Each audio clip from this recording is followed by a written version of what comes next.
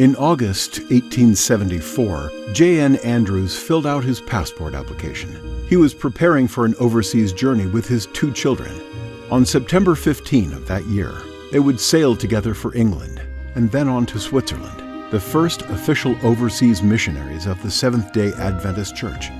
A small group of Sabbath keepers, many of them watchmakers, had asked the General Conference to send a missionary to support the fledgling work. The window to overseas mission had opened, and soon hundreds of Seventh-day Adventist missionaries would be crisscrossing the globe, carrying a message of hope. Andrews University is named after J.N. Andrews, and we remain deeply committed to educating young people for mission and service. Now, nearly 150 years later, we are thrilled that one of our Doctor of Missiology students, Jonathan Quintero, will soon be following in the footsteps of J.N. Andrews. He and his wife Abby and their 2 children have heard the mission call. Today, Switzerland is a mission field once again. In fact, much of Europe, once a bastion of Christianity, is considered post-Christian, with young people abandoning the faith of their fathers and mothers. Once again, the Seventh-day Adventist Church is calling on a family to serve in Switzerland. Although currently serving as church planters in Spain, the Quintero family recently had the opportunity to stand on the shores of America. And as the Andrews family may have done, they looked out toward Europe. To me, it's an inspiration to be in the path and following the steps of a person like Andrews. And for our family, it's also, something that we have prayed a lot about it. We are passionate about mission. We are moving to another country, another language, and we ask for your prayers for our family because it's a challenging move. And we know for sure that God will be with us, but we need your prayers to find the ways that God is preparing for us in Switzerland. Today, the Seventh-day Adventist Church is refocusing its mission resources on the major mission challenges facing us: the 1040 window, the large cities, and the growing secular and post-Christian world. We pray that the Holy Spirit will go before this missionary family and that we each will make a fresh recommitment to reach the unreached with hope.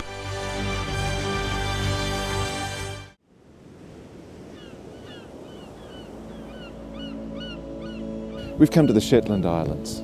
The reason being, there's 23,000 people here and not a single Adventist.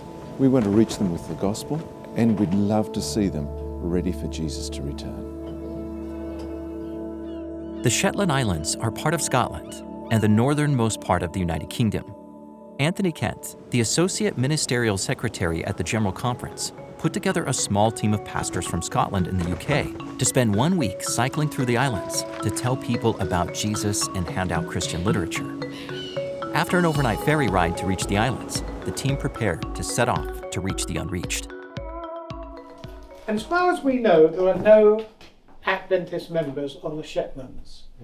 And how do you approach trying to make contacts? What would Paul and his associates do if they were doing a missionary journey and they landed in Lerwick and they were to start in the Shetland Islands? Maybe Paul also would have used a bicycle to share Jesus with people today. The team set out to ride through every inhabited street, stopping with anyone they met. Much like the Apostle Paul, Anthony and his team had to endure hardships in the form of wind, rain, and hills. It's cold. It's cold. But this is still really good fun. And people's hearts are open. The weather's cold, but the people are warm. Praise God for that. This isn't the first I Will Go bike ride. Anthony has led a cycling ministry trip from Washington, D.C. to St. Louis, as well as some in Australia. What we found is, it's a wonderful way to generate significant but brief conversations and an opportunity to share the gospel. So it's worked in the past, and we thought we'd give it a go in Shetland. There's a special reason the Shetland Islands were chosen for this ride. A man named Philip Reiki emigrated from Scotland to Australia in the late 1800s. He rode his bike thousands of miles around Australia, sharing the gospel with anyone he rode past. One of those people happened to be Anthony Kent's great-great-grandfather. And Philip Ricci rode up to him on a bicycle and shared with him the great controversy, and it completely transformed his life. Now in our family, there are 7 generations of Adventists as a result of Philip Ricci doing that wonderful ministry. And our dream was to take the spirit of Philip Ricci and his desire to lead people to Christ, to take it back to his homeland. Following Philip Ricci's legacy, the team took Jesus' call to go to the ends of the earth and applied it to their work in the Shetlands.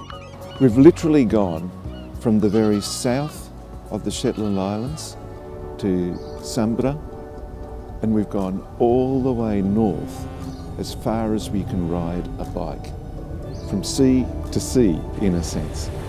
We haven't just stayed on the main roads, we've deliberately ridden past homes, we've seen people out and about, whether they're cutting their grass, putting their washing out, walking their dog, farming, working in the outdoors.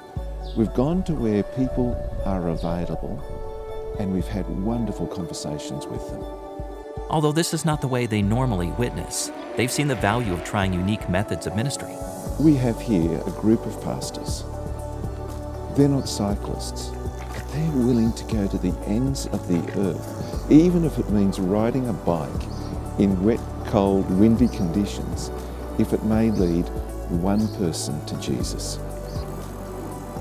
My dream is that people will look at unentered places, places where we don't have any followers, and do what you can do to reach them. Please pray for ministries such as the I Will Go bike ride and others around the world who are using unique methods of ministry to reach the unreached. Thank you for your support of mission.